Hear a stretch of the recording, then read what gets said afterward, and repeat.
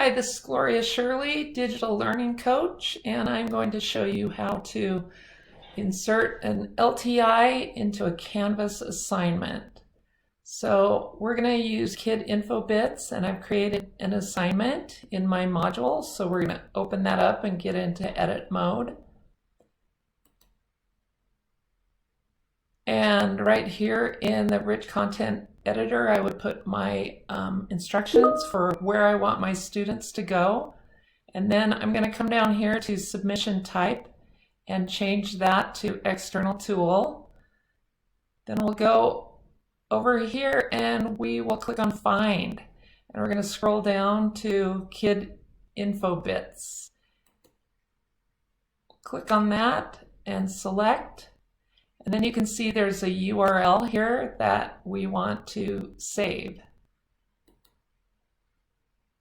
So once I've done that, you can see it embeds this Kids Infobits right here into the assignment. So that is my instruction. Thank you for watching today.